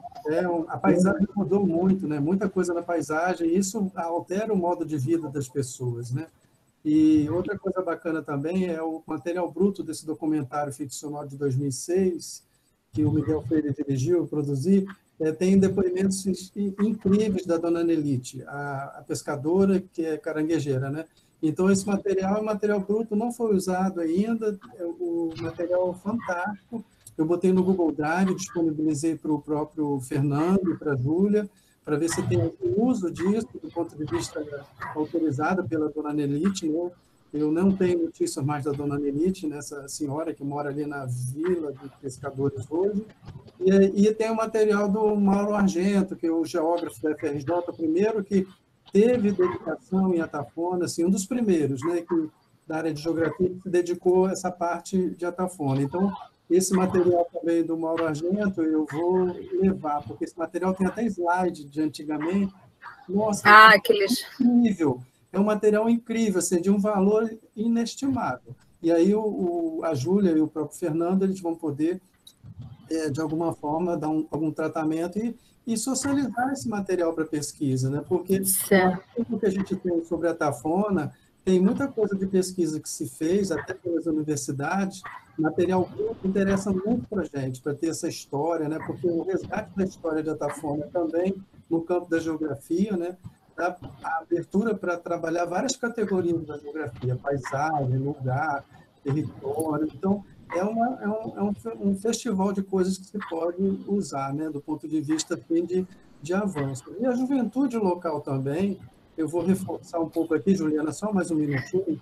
Eu vou reforçar aqui que a juventude local também, a Jéssica Neves, que é uma moça que é engenheira ambiental hoje, ela trabalhou comigo lá em Atafona como bolsista de ensino médio, né? Do programa Jovens Talentos. Eu trabalhei com o Saulo também, que é um ator lá de Atafona, um rapaz, que o nome dele é Saulo. Tenho a Jéssica, outra Jéssica, que eu fiz o sobrenome, que é essa jornalista, que já fez até uma live com o pessoal da Casa Duna. Então, esse pessoal do ensino médio hoje, essa garotada que mora em São João da Barra, os pessoal têm um interesse muito grande em conhecer essa história do que já se fez lá. Então, acho que a Casa Duna ela tem como se potencializar do ponto de vista de ter mais alternativas no campo artístico, no campo do que eles já têm de vocação, e, ao mesmo tempo, trazer esse material como um material possível de ser usado, né, para pesquisa, e tornando de forma evidente outras frentes possíveis de trabalho, porque a gente entende, né, pelo menos o entendimento que eu tenho de alguns ex-alunos que já fizeram pesquisa em outra forma, é que não se esgota material dessa região, dessa localidade, em relação a novas frentes de pesquisa em outras áreas, né? Então, já tem muitas pessoas que lideraram, como o Aristides Sofiati, que é um incansável, né, historiador ambiental que não esgota os esforços de estar estudando, trazendo também, tornando público o material que ele produz, né? Ele é um produtor muito grande de livros também, e esse tipo de iniciativa a gente vai avançando, né? Então, é mais um comentário geral, deixo você para falar mais alguma coisa, né? Diga, Juliana. Eu queria só complementar, Gilberto, falando, na verdade, divulgando, né, uma parte do material que não está aqui, que é a análise sobre a Festa da Penha, que é a festa da padroeira da cidade, que foi onde, de fato, eu fiz uma etnografia e não uma etnografia retrospectiva, né, que é o que eu faço com esse restante desse material, onde eu trabalho com memória. Né? Na Festa da Penha, eu fiz o trabalho de observação durante 2004 e 2005, né? Foram os anos, enfim, além de ter frequentado a Festa da Penha como veranista há muitos anos, mas trabalhando, fazendo a dissertação, eu fiz o trabalho de campo ali em 2004 e 2005, e fica muito claro ali, né, algumas posições de destaque ou algumas posições de prestígio que algumas dessas famílias ocupavam, né, nessa procissão, nessa saída dessa procissão, né, da igreja. Então, ocupavam também nessas festas, essas famílias ocupavam um lugar de destaque. O próprio trajeto que a procissão fazia, né, que ao sair da igreja ela ia e entrava ali pela rua do clube, né, ia reto, entrava na rua, percorria primeiro a área dos veranistas. Isso tudo, analisando a Festa da Penha, você vê um processo de mudança. Hoje em dia a procissão sai, a procissão terrestre sai e entra direto na SEAB e depois vai percorrer esse outro caminho. Então, é uma análise também interessante que trata, né, trata, por exemplo, do trajeto que essa procissão percorre, né, porque ao percorrer um trajeto de uma cidade, a padroeira da cidade, ela está sendo homenageada, mas ela está também homenageando determinadas ruas, determinadas casas, né, ao passar na frente disso. Então, você tem essa questão da trajetória, você tem a questão dos lugares de destaque que algumas famílias ocupavam na saída dessa procissão, e você tem mudanças em relação a isso, né?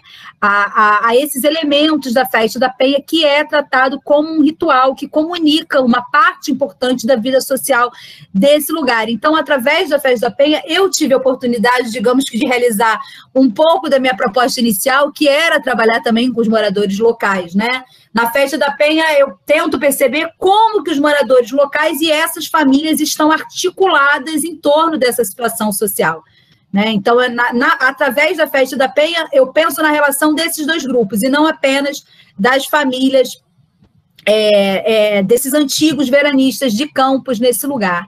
Eu só queria destacar, Gilberto, para concluir aqui da minha parte, é que, ainda que essas memórias, né, sobre as quais eu tenha me dedicado, mais especificamente, sejam as memórias desses veranistas, esse saudosismo ou essa idealização do passado em torno dessas memórias de Atafona, desse modo de vida, desse período áureo, ela perpassa também a memória de muitos moradores, a fala atualmente de muitos moradores locais, né? Muitas famílias de pescadores antigos também falam de uma Atafona de antigamente como uma Atafona que era frequentada só pelas famílias de Campos. Todo mundo aqui se conhecia, né?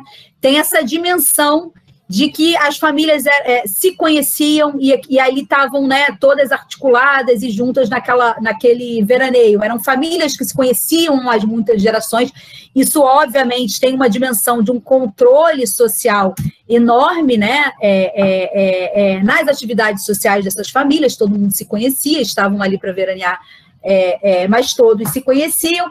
Então, você tem essa dimensão dessa idealização, esse saudosismo, né, esse reviver as glórias do passado.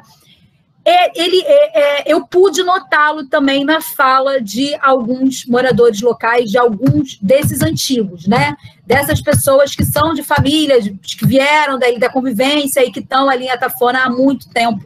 Também uma idealização e um saudosismo em relação a esse tempo em que todos se conheciam. Não tenham o que eles chamam de gente de fora, né? Como é uma categoria de acusação em relação a esses novos frequentadores. São gente de fora, gente que eu não sei quem é, não sei de onde são. E, no caso ali, era quem, durante o ano, muita coisa que acontecia era atribuída a essas pessoas, né? Acontecia alguma coisa na cidade, ninguém sabe o que foi, alguma coisa tipo um assalto, um furto na casa do veranista, era sempre gente de fora, né? Então tem essa dimensão, esse princípio dessa antiguidade que eu falo em relação a esses veranistas, que são famílias que se conheciam há 3 ou 4 gerações, ele perpassa também o universo desses antigos moradores que estão em Atafona, né? Eles também usam desse princípio da antiguidade para se colocar nessa história que se conta sobre esse lugar. Nós estamos aqui há muitos... Eles conhecem essas famílias, sabem muito bem essa cartografia dessas casas, quem são essas famílias, sabem o que fazem essas famílias. Então, são, de fato, se conhecem, né? Então, também pensar um pouco essa distância social que existe entre grupos tão distintos, né? Do ponto de vista econômico, do ponto de vista social, como que esses grupos se organizam e se dividem ali, né, também por aquele trabalho, como que frequentam a praia em horários diferentes, quais são os locais de frequentação e que se encontram ou não se encontram, né? Você tem o clube, que é um lugar de acesso exclusivo, enfim, há uma série de outras questões que estão abordadas na dissertação. Eu vou aproveitar para fazer a propaganda do livro, que vai sair em breve, eu espero te trazer essa notícia em breve.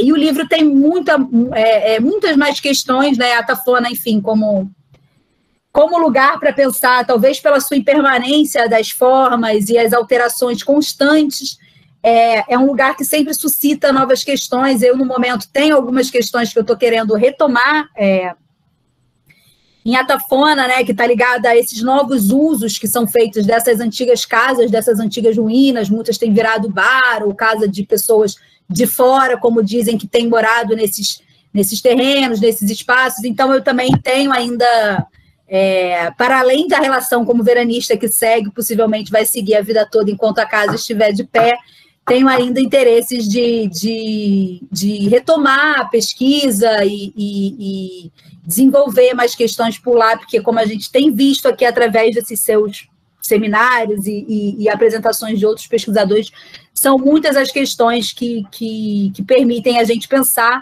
e eu acho que desperta isso, né? Falar de memórias, falar de vida social de um lugar, desperta o interesse de muita gente, porque toca num lugar, né? Eu acho que eu estou vendo aqui vários rostinhos que eu não necessariamente sei quem são, mas pelo sobrenome são pessoas que conhecem, eu não sei, eu botei no Facebook, eu acho que acabou sendo divulgado, mas eu acho que é isso, mexe no afeto, né? Mexe nas memórias, mexe no afeto, mexe na história dessas famílias, em diferentes momentos do curso de vida dessas famílias, e é sempre muito, muito interessante falar sobre isso, é sempre muito prazeroso e desperta muita coisa, né? Muita curiosidade das pessoas, né? Eu espero ter matado um pouquinho da saudade aí de quem entrou nesse saudosismo, e aproveito para divulgar que em breve vai sair também o livro com fotos e com muita história de Atafona também. E é curioso, porque lá, há mais de 15, 20 anos atrás, já tinha a PUC do Rio interessada, né? O pessoal de jornalismo que trabalha com imagens, né? Até um aluno de graduação cego, que tinha até o cachorro-guia, me procurou na UF a respeito de saber sobre as imagens de Atafona. Não sei qual foi o desdobramento da pesquisa do rapaz, né? Mas é curioso como a Atafona desperta interesse já há muito tempo, do ponto de vista de curiosidade, como você colocou, e, ao mesmo tempo, ele reúne a Atafona e a região ali de Gruçaí, o Açu, São Francisco de Papuana, essas paisagens do litoral, remetem a muita coisa de pesquisa ainda a vir a acontecer. Então, de fato, Juliana, você está de parabéns aí nesse seu envolvimento aí intenso da produção desse livro, que vai nos trazer mais novidades, além do que você publicou lá na dissertação pela UF. Temos presença aqui da Carmen Lúcia Peçanha, né, que é minha filha, mora em Niterói, mas ela está também comovida com essa história toda. O vídeo vai ser disponibilizado no site, eu já botei no chat, né, para que todos tenham acesso a essa conversa que você trouxe aí. Eu vi que tem uma pessoa aí que é Jaime Crisóstomo, que me parece que é parente da Neuza Crisóstomo. Eu estou vendo aqui algumas pessoas com sobrenome Goulart, uma senhora ali, Ana Helena Goulart, que está com o vídeo aberto. Então, são pessoas aí que têm uma questão do afeto, né? Todas elas têm relação com afeto, com a Atafona, com história de vida, e é isso que move o mundo, né, Juliana? A gente transforma as pessoas no campo também dos afetos. E é isso que a gente hoje, em tempos de pandemia, em tempos de isolamento social, a gente acaba trazendo isso como um diferencial, né? É o que a gente tem feito na profissão da gente, trabalhando remotamente, pesquisando remotamente, as dificuldades que a gente tem nas universidades públicas também, já temos enfrentado já faz tempo algumas dificuldades, mas a pesquisa ela é o que move a gente, né? Então, parabéns, Juliana, uma pesquisadora realmente de alto gabarito, não pensar assim, porque tão jovem, tão cheia de conteúdo e tão incomodada em pesquisar e de trazer e socializar também o que você produz, né? Não é uma questão só de uma pesquisa para satisfação pessoal, é uma pesquisa que mexe com muita gente, uma pesquisa que envolve famílias, alvos de família, né? E eu me identifico também, porque tem parentes em Atafona com casas, né? E é isso, né? Eu acho que eu vou ver no chat se tem alguém aqui. Eu só queria complementar, Gilberto, falando que esse pertencimento, né, à Atafona e, em alguma instância, a alguma dessas famílias, como eu falei, né, ele apresenta vantagens, mas, por outro lado, ele também foi sempre muito desafiador, né? Encontrar a medida, encontrar um tom para falar sobre isso, né? Esse debate que a gente tem hoje tão acirrado em torno aí do lugar de fala. Só para deixar claro, assim, eu não entendo esse pertencimento em hipótese alguma como um privilégio cognitivo. Eu não acho que eu saiba mais ou menos sobre o lugar pela minha história nesse lugar, mas é importante falar apenas porque esse é o lugar da onde eu olho, né? Então, acho que, assim, uma coisa, essa discussão de lugar de fala dentro do universo político, né, do ativismo, eu acho que isso faz muito sentido. Agora, dentro das ciências sociais, lugar de fala, eu entendo que cada um tem o seu, né, o lugar da onde se fala, e a gente tem que, é isso que a gente aprende nas ciências sociais desde o seu início, cada um tem que falar de onde se está falando. Então, quando eu falo desse meu pertencimento, dessas relações, são mais no sentido de problematizar, de fazer uma reflexão em torno do tipo de relação que eu tive com a minha família, que foi com essas famílias, né, que isso foi falado de uma forma muito batida, mas justamente problematizando o tipo de relação, problematizando o fato dos meus estereótipos, das minhas empatias, antipatias, dos meus preconceitos, como isso podia trazer um viés ou não para a minha pesquisa. Então, eu acho que o pertencimento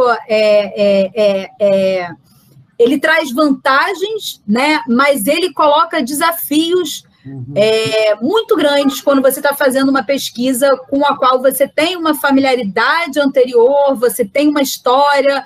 Isso te coloca um desafio muito grande do ponto de vista reflexivo, para além de uma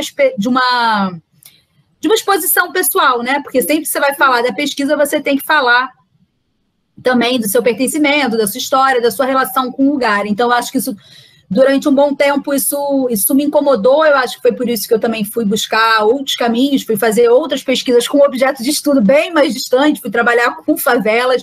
De fato, em alguma medida, né, você tem um desafio maior no sentido de estabelecer relação com essas pessoas e de se aproximar e de criar uma relação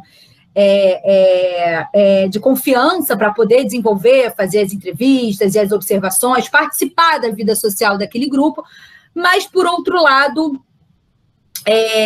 o exercício do estranhamento, ele é, em alguma medida, mais fácil, né? É um universo novo que você está abordando, tudo lhe é estranho, então você tem um entendimento muito maior do que você deve tentar entender, né? Quando você tem um objeto de estudo muito próximo, com o qual você tem uma familiaridade, tem vantagens, mas as desvantagens são muito grandes. Do meu ponto de vista, isso está muito longe de ser um privilégio cognitivo, né? Eu não acho que quem pertence a um determinado grupo tem uma autoridade maior para falar sobre ele, muito pelo contrário. Eu acho que por vezes, isso traz uma confusão muito grande nessas pesquisas. Acaba ficando uma coisa muito enviesada a partir de um determinado olhar, do qual o pesquisador não consegue sair, ele não consegue se descentrar e olhar de um outro ângulo para aquilo tudo, né? Então, durante algum tempo, eu não percebia as reuniões dessas famílias, né? Eram apenas famílias, era apenas uma caranguejada. E não era um ritual de comensalidade, de um agrupamento, de parentesco e convívio. Foi um processo, de fato, um tanto quanto complicado, assim, conseguir estranhar, né, e atribuir, né, e conseguir entender o significado, o valor, né, que esses veranistas atribuíam a todas essas atividades que desempenhavam naquele mês de férias, né? Se a gente pensar de um ponto de vista de uma racionalidade produtiva, né, as férias são o período da ausência da produção, né, a ausência de trabalho, né? Mas do ponto da sociologia, a gente pode se perguntar, né? Ao invés de pensar na ausência de trabalho, do ponto da sociologia, a gente pode perguntar, mas o que é então que essas famílias que nesse período não estavam trabalhando, o que elas faziam? Como que elas passavam o seu tempo? Em que atividades elas se engajavam, né? Para despender esses meses de férias nesse balneário. Então, eu acho que é um pouco por aí, assim, que passa essa pesquisa, com as quais eu acho que a gente discorreu aqui, né, tratou de algumas dessas questões, né, de uma forma muito resumida, porque o que nos permite para também que não fique muito cansativo. Mas tem mais no livro, fazendo aqui o merchan. Em breve eu espero trazer esse livro e dar essa notícia, compartilhar, né, isso com vocês. Compartilhar um pouco de afeto nesse momento, eu acho que é bem-vindo. É curioso isso que você fala, porque no campo de ciências sociais, antropologia, realmente o desafio é intenso, porque a pesquisa exige distanciamento, às vezes, para que você se isente de algumas interpretações a partir até da sua história, né? Às vezes tem essa questão. No meu caso, eu fui de Metafona, na área de Geografia Física, lá em 2003, 2004, 2005, eu fui no PP, eu tive grandes descobertas, né, de novidades que a pesquisa nos trouxe para investigar e para refletir. Né? Mas é fantástico, Juliana, você de fato aí, de forma bem bacana, nos trouxe aí a sua experiência. Vou deixar aí agora aberto, nós temos aí, acho que quase 10 minutos ainda para chegar até às 18 horas. Se alguém quiser falar alguma coisa, eu cheguei a conversar com o Mário Filho aqui, falou da minha mãe, professora de português, e tem aí mais alguém que quer abrir o microfone. Pode abrir o microfone para falar com a Juliana. A gente tem mais de 10 minutos aí.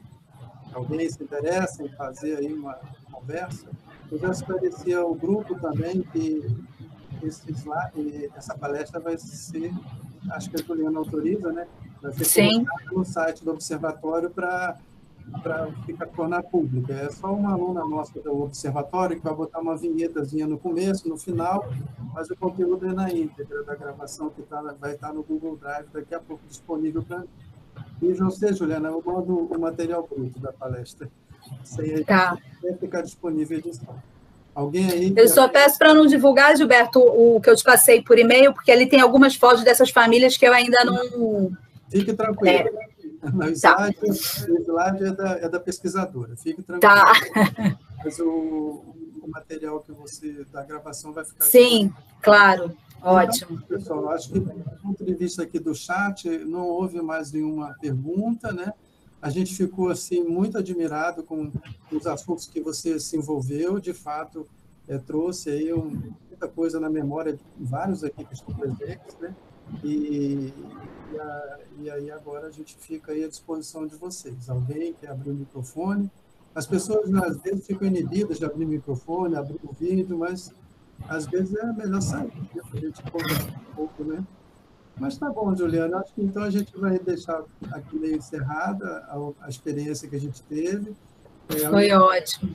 A Universidade Federal de São Paulo agradece a Juliana, na minha pessoa aqui.